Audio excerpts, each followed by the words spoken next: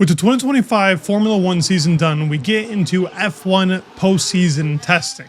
Many people don't know what this session is for, but it is quite important from season to season to test out the tires. Now for 2026, it's more important than ever because we have mule cars here and completely different tires to the ones we were using in this 2022 to 2025 regulation period. But we're going to go over that because there's some young driver tests here, and of course preparation for the 2026 Formula One car, which obviously every single team is going to try and pick up on some data on how these cars work. But let's go over postseason testing. If you're new here, go ahead and subscribe. We're so close to that goal. Thank you all so much for watching the videos and subscribing. It means the world.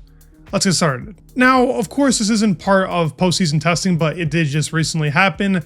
Helmut Marko is stepping down from the Red Bull team after being there for plenty of years since the team was really a thing, and bringing in plenty of drivers that we love, Max Verstappen, Sebastian Vettel, and multiple other great drivers. I mean, yeah, he's definitely a controversial figure, but he's brought us drivers that we're going to love for many years to come, so at the very least, we can appreciate that. But that will mean that now in Red Bull over the last couple of years, there have been exits from Helmut Marko, Christian Horner, Jonathan Wheatley, Adrian Newey, Rob Marshall, and Will Courtney, which is just crazy to see this many people leave such a dominant team. But the same happened to Mercedes after 2021. So I guess that's just how it always happens in Formula One. The dominance won't last forever. But with that, we can go over sometimes in this testing. Now I will say, these really do not matter. As you can see, the Aston Martin is in P1 for the young drivers. The only thing that does kind of matter is the young drivers were using the 2025 Formula One cars. They were not testing on the mule cars with movable front wing aero. This was just the old, I guess now, old generation of cars. But it's nice to see them have an opportunity to actually attempt a couple of fast laps in these, truly drive them rather than an FP1 where they get maybe a maximum of 20 laps. Here they're going to get much more, probably 3 times that. But then we go over to the 2026 F1 mule car times in the 2025 regulations. With that, Antonelli was the fastest. Now you can see there is definitely a time gap between Jack Crawford and Antonelli in the mule car because the downforce trim is much different, and especially a track like Abu Dhabi where you need the downforce.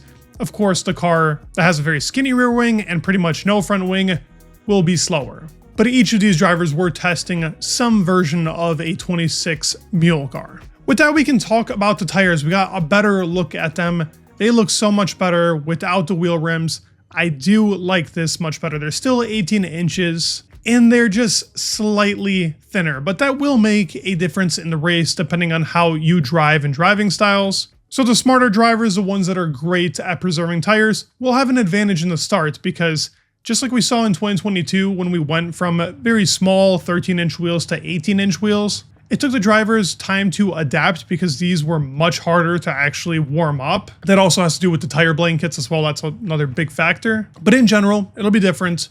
We'll have to see. Probably the more experienced drivers will thrive in the start, and it'll be a lot of testing done in Bahrain and Spain to see how the tires really react to the surface in the new cars. Now with that, we did have a crash in testing. I feel like this happens every single year. A couple of years ago, it was George Russell. This year, it's Ryo Hirakawa, who's been in plenty of Formula One tests. He's been in that car more than some drivers have been in the full season, like Jack Tuin. But clearly Toyota has a thing with him and they want to drop him into the car just in case Haas does have an opening at some point and the team is becoming more Toyota. He made a mistake, crashed in turn 1. Not really much more to speak about. He's been pretty decent in any of the FP sessions he's been in, though, I gotta say that. But now we're really getting into the meat and potatoes of the testing, which made it pretty interesting. As you can see here, Mercedes is running some very weird tubes coming from the nose, attaching to the front wing. Now, this is their version of testing the 2026 front wing mechanism with movable aero, opening and closing kind of in a way that the DRS system opens and closed, but this time in the front. Now, these hoses are only temporary for this test. There is a much more intricate design in the works if they do end up testing these 25 cars again with that movable aero. but this was the best that they could do with the time that they were given. Now, Ferrari gave us a much better look at this, and we actually see the front wing moving on and off. Now, in the way that it's shown on the Ferrari car, it'll look much different on these 26 cars. Still an idea though, as you can see when the active aero is on, that front wing becomes much flatter and provides obviously less downforce, but also less drag for the straights. They've been using this front wing since a Hungary test, so Ferrari is pretty experienced with how this works. But very cool to see it on a mule car. This is definitely the way to test it, and with the 2026 tires as well, so Pirelli have given them access to be able to do this. You can actually see Ferrari's hydraulic actuator visible from the rear. It connects to the flap adjuster. The flaps are pulled back and lowered, giving us that DRS effect in the front. A lot of people have talked about DRS going away, but if anything, it's just going to be much stronger in 26 now with front and rear all connected. But Cadillac actually got their front wing leaked a little bit ago, and this gives us a better idea of how those are going to look in comparison to what we're seeing right now being tested. Now, let me make sure you know, we're not going to see this front wing ever on the grid. This is probably a very early iteration of the regulations at Cadillac. And while it was a mistake showing it, I highly doubt we will ever see this front wing see the light of day other than this video and these images. But it is the first time that I've seen a little bit of outwash trying to be provided on that bottom section of the side end plate where you can see those two little divots coming up, trying to push the air outwards. And we can see how much different these front wings are going to look in comparison to that of the 25 to 2022 regulations. The nose is a completely different shape, and obviously we don't have all the front wing flaps here to give us a better idea, but completely different change. Outwash being provided on the side, as these are in-washing cars.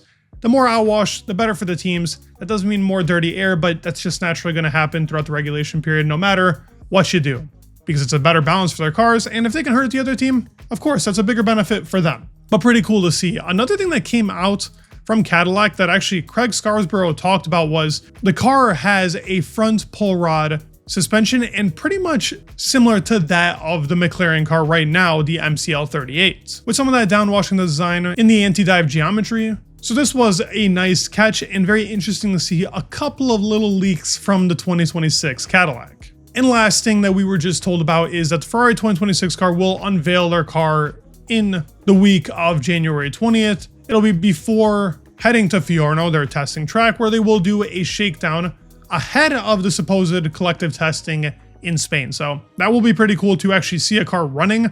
Hopefully they actually show us this. But Ferrari's been pretty good about that. We should see a 2026 car shown to us before even those private tests, which will be very cool. I'd love to hear your thoughts down in the comments below. Postseason testing is just for the teams. We typically don't get too much, but this year we got a lot more. A lot more people were there. A lot more information was provided for us. And of course, the importance of switching from 25 to 2060s tires and movable aero. Let me know your thoughts down in the comments below. Please like, subscribe. It'd mean the world. And peace.